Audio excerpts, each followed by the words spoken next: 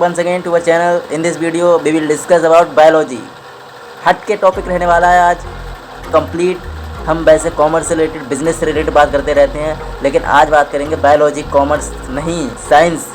आज हम साइंस पे आ जाते हैं। तो साइंस में बायोलॉजी क्या है, बायोलॉजी में बहुत सारे कंसेप्ट हैं, वो डिस्कस करेंगे। जो कहीं ना कहीं बोर्ड में आते हैं कंसेप्ट, वो सब डिस्कस करेंगे। So if you really interest, if you have interest in English, in science, in living things, then you should watch this video till the end. So बने रहिए वीडियो में without further delay, without wasting our time. Let's get start today's session. So first of all, हमें पता होना चाहिए जब हम biology पढ़ेंगे तो बायोलॉजी का मतलब क्या है, हमें ये पता होना चाहिए। बेसिकली जो बायोलॉजी डेराइव हुआ है, बायो का मतलब होता है living thing, life, and logy का मतलब होता है स्टडी। हम यहाँ पर लिविंग थिंग और लाइफ की स्टडी करते हैं। Basically the science of living और लाइफ हम स्टडी करते हैं, लाइफ और लिविंग थिंग की। The scientific study of living thing in simple word. जब हम साइंटिफिकली अगर कोई स्टडी करते हैं लिविंग थिंग पर, तो वो बायोलॉजी के अंदर आता है और इसी को बायोलॉजी बोलते हैं। इसलिए इसका टर्म जो रखा गया है वो बायोलॉजी रखा गया है। स्टार्ट करते हैं सबसे पहले लाइफ प्रोसेस से। आप सब जानते ही हैं अपनी जो लाइफ है वो बेसिकली कैसे चलती है। सबसे पहले ये बात कर लेते हैं। तो जैसा कि आप लोग जानते हैं, nutrition, all organism, whether animal, plant, human being, every type of living thing required nutrition. So how they function, how their digestive system work, how their observation work, and how assimilation and how digestion. So these all the term we know very well, and how they work. So nutrition, first of all we talk about nutrition. All the basic life process require energy, you know very well. Every type of living thing require energy. The energy is supplied by the food which we eat food. So basically food is necessary for growth and development of our body, you know very well. If you eat healthy food with nutrition वाला food जो आप जब लेंगे तो आप growth करेंगे and आपकी body में डेवलपमेंट होगा। And that feeding process is called nutrition. जब आप फीड करते हैं अपनी बॉडी के लिए, अपनी बॉडी में जब फीड करते हैं और जो न्यूट्रिशन जो भी खाते हैं वो सब आपकी बॉडी में जब लगता है तो आपकी बॉडी ग्रो करती है, डेवलपमेंट होता है आपकी बॉडी का।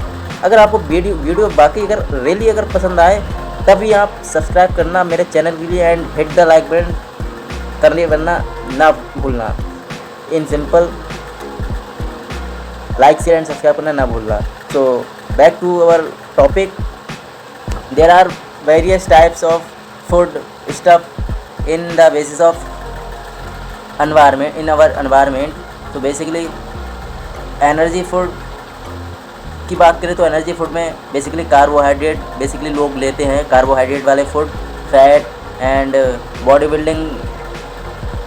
जब हमारी बॉडी में बिल्ड करने वाले जो फूड होते हैं उनमें प्रोटीन्स हैं एंड मिनरल्स हैं। ये बॉडी में मतलब एक तरह से बिल्ड कराने में हेल्प करते हैं हमारी बॉडी के लिए। एंड रेगुलेट कैसे करते हैं, रेगुलेट जो फूड का रेगुलेशन होता है वो कैसे होता है, जिसमें विटामिन हेल्प करता है, विटामिन्स एंड मिनरल्स हेल्प करते हैं रेगुलेशन करने में फूड को। सो ये हमने न्यूट्रिशन की बात करी। So basically there are different mode of procuring of food. So basically in simple there are only two type of nutrition. First one is autotrophic nutrition and second one is heterotrophic nutrition. In biology you listen somewhere what is heterotrophic and what is autotrophic nutrition. So first of all we talk about autotrophic nutrition. Autotrophic nutrition होता क्या है? The term autotrophic is derived from Greek word auto, which means auto मतलब वो वाला auto मत समझ लेना जो ट्रांसपोर्टेशन में काम आता है। यहाँ पर ऑटो का मतलब है सेल्फ, स्वयं, एंड ट्रॉप मीन्स न्यूट्रिशन। जब कोई न्यूट्रिशन सेल्फ अपने आप रिसीव करता है कोई ऑर्गेनिज्म, तो उसको बोलते हैं autotrophic. This process mainly occur in all green plant. जितने भी ग्रीन प्लांट होते हैं वो ये प्रोसेस को अपनाते हैं ऑटोट्रॉपिक न्यूट्रिशन के लिए। So these are the term which is used autotrophic in plant and the plant observe water through root के जरिए प्लांट वाटर के लिए ऑब्जर्व करता है, जैसा कि हम जानते ही हैं वाटर के लिए। एंड वाटर जो होता है वो लीव्स में पाया जाता है प्लांट में। जितने भी पेड़ पौधे होते हैं उनमें जो पत्ते होते हैं उनमें पानी पाया जाता है, उन्हीं में जाकर रुकता है पानी। सो बेसिकली जाइलम आपने सुना होगा, vascular xylem tissue. So through this the stomata and carbon dioxide is taken up by the leaves, and the synthesis of glucose from the carbon dioxide and water in the green leaf in the presence of sunlight, and this process is called photosynthesis process.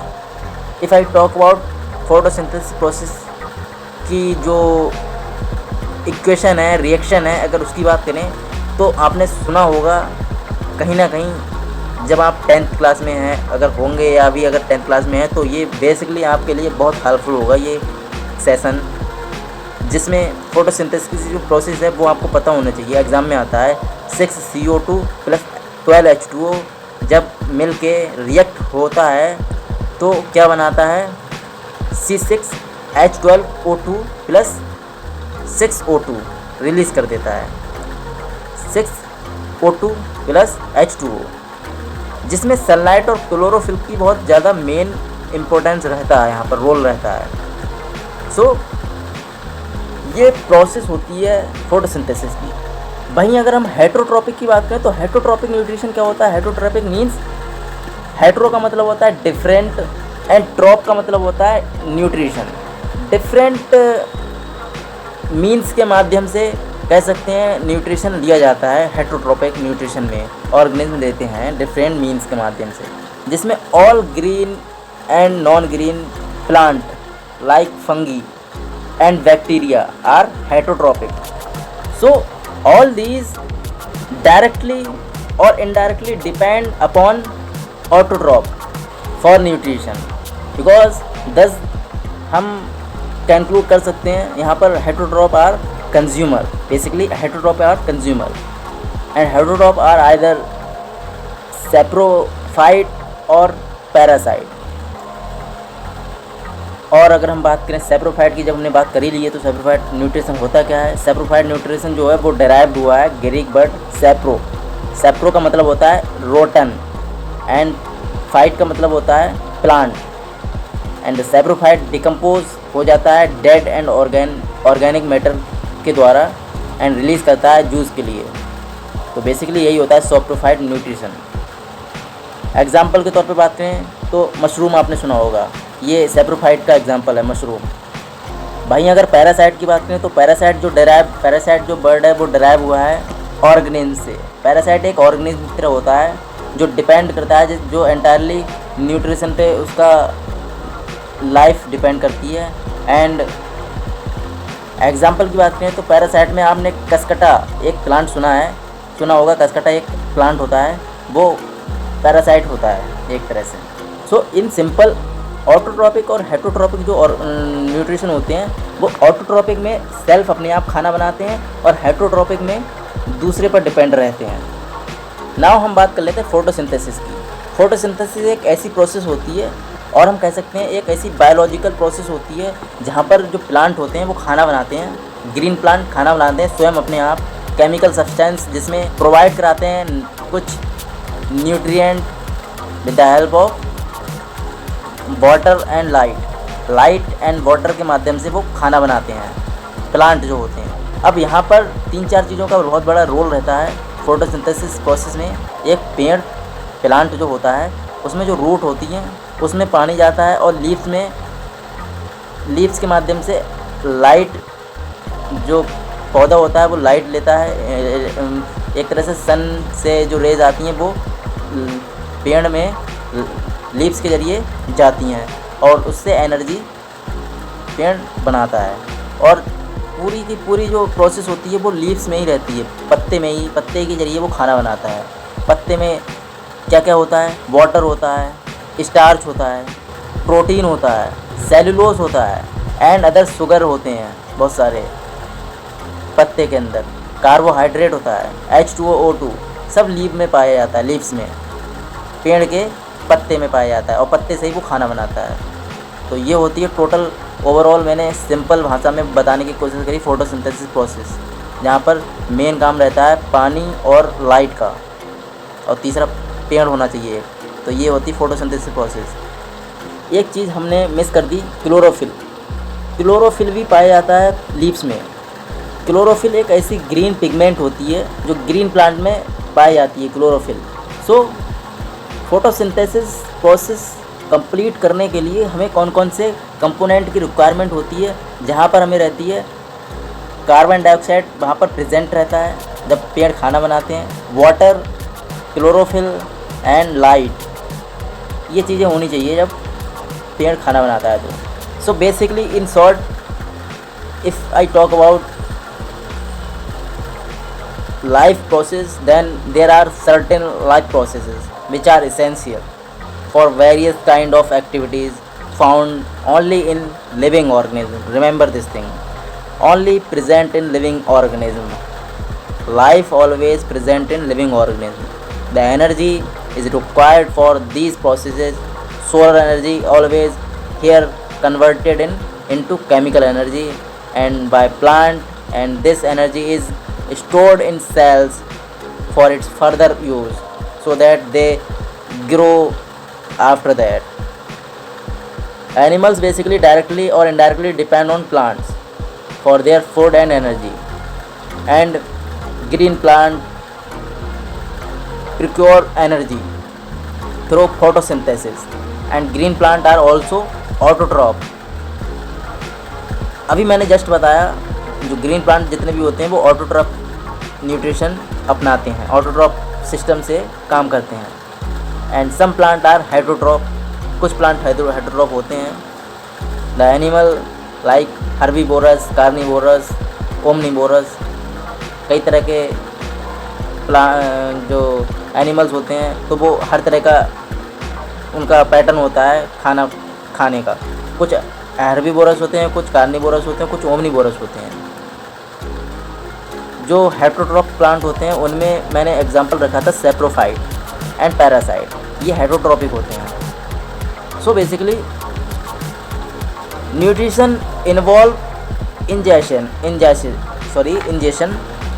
Digestion, observation, assimilation and ईजेशन, ये process होती है complete digestion की। सो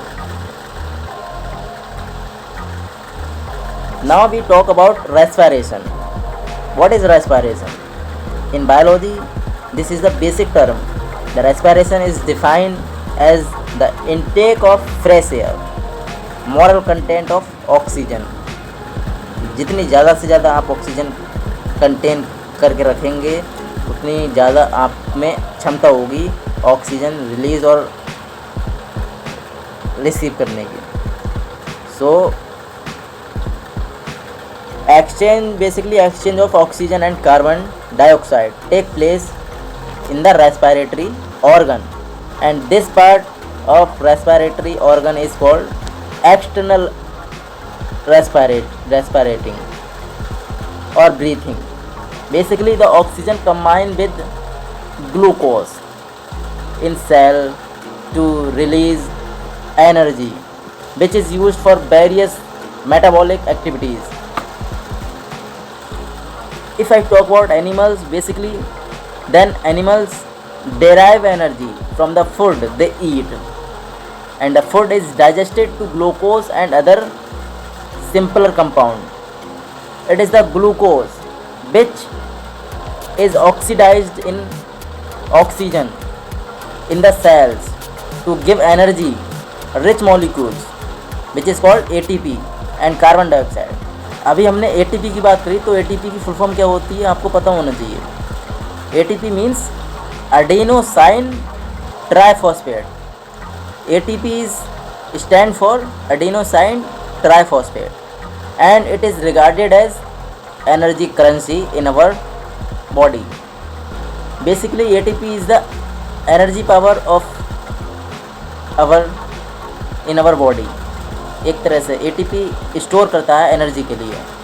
so basically अगर हम बात करें photosynthesis and respiration के difference की बारे में, तो फोटोसिंथेसिस बेसिकली टेक प्लेस करता है ग्रीन सेल्स में ओनली, एंड रेस्पिरेशन जो होता है वो ऑल लिविंग सेल्स में पाया जाता है. In respiration it take place in all living cells. वहीं अगर बात करें फोटोसिंथेसिस की, तो it take place during day time, and respiration में it take place throughout the life of the organism. वहीं अगर फोटोसिंथेसिस की बात करें, तो फोटोसिंथेसिस में basically energy is stored in endergonic and respiration में energy is released exergonic. Photosynthesis में हम basically carbon dioxide and water use करते हैं. वहीं अगर रेस्पिरेशन की बात करें, तो रेस्पिरेशन में हम फूड एंड ऑक्सीजन यूज़ करते हैं. फोटोसिंथेसिस में हम प्रोड्यूस क्या करते हैं, फूड एंड ऑक्सीजन प्रोड्यूस करते हैं, एंड रेस्पिरेशन में हम कार्बन डाइऑक्साइड एंड वाटर के लिए प्रोड्यूस करते हैं. फोटोसिंथेसिस जो प्रोसेस होती है वो एनाबॉलिक एक्टिविटी होती है, remember this thing. And respiration जो एक्टिविटी होती है वो कैटाबॉलिक एक्टिविटी होती है. एंड फोटोसिंथेसिस में जो एंजाइम होते हैं वो कहाँ लोकेट करते हैं, क्लोरोप्लास्ट में एंजाइम लोकेट करते हैं. एंड रेस्पिरेशन में एंजाइम जो लोकेट करते हैं वो करते हैं माइटोकॉन्ड्रिया में एंजाइम लोकेट करते हैं, रहते हैं. सो ओवरऑल अगर हम रेस्पिरेशन की बात करें, तो रेस्पिरेशन बेसिकली कंप्राइज करता है एक्सटर्नल रेस्पिरेशन और ब्रीथिंग से.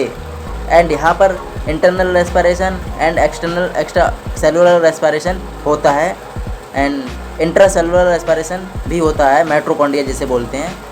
बेसिकली जो रेस्पिरेशन होती है वो किस कंपोनेंट के माध्यम से होती है, स्किन, गिल्स एंड लंग्स जो होते हैं, इनके माध्यम से हम रेस्पिरेटरी ऑर्गन वर्क करते हैं इनके माध्यम से. एंड एरोबिक रेस्पिरेशन जो होते हैं वो हमेशा टेक प्लेस करते हैं प्रेजेंस ऑफ ऑक्सीजन में वो टेक प्लेस करते हैं. एंड अनएरोबिक जो रेस्पिरेशन होते हैं वो हमेशा in the absence of oxygen take place करते हैं, जस्ट अपोजिट एरोबिक के.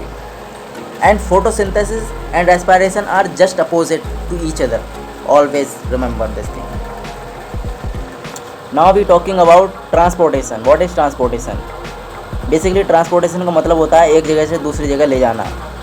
ये सिंपल लैंग्वेज में इसका मतलब हो गया. Transportation means all living bodies need nutrients. जैसा कि आप लोग जानते हैं जितने भी लिविंग ऑर्गेनिज्म होते हैं उनको न्यूट्रिएंट्स की रिक्वायरमेंट होती है.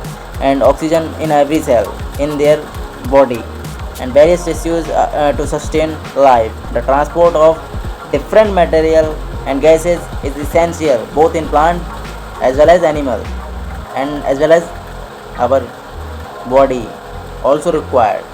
So uncellular organisms like amoeba and paramecium do not require the transportation of any material because these are direct contact with their surroundings from where they obtain these nutrition. So basically अगर हम बात करें transportation की, तो transportation plant and animals में basically अगर plant की बात करें तो इन प्लांट जो वाटर एंड मिनरल्स होते हैं वो ट्रांसपोर्ट करे जाते हैं जाइलम के through, from root to leaves. Root से लीव्स तक इनकी जर्नी रहती है. अब ब्लड वेस्कुलर सिस्टम, अपनी बॉडी में ब्लड वेस्कुलर सिस्टम जो होता है वो किन किन चीज़ों से मिलकर काम करता है. एक तो ब्लड हो गया, एक हार्ट हो गया और एक ब्लड वेसल्स हो गई. इन चीज़ों में इनका काम होता है. And blood is the transporting tissue where heart is the pumping organ. And जो ब्लड वेसल्स होती हैं उनमें आर्टरीज, वेन्स एंड कैपिलरीज, ये बहुत सारे कंपोनेंट होते हैं जो कैरी करते हैं anabolic as well as catabolic product के लिए अपनी बॉडी में। And there are only 4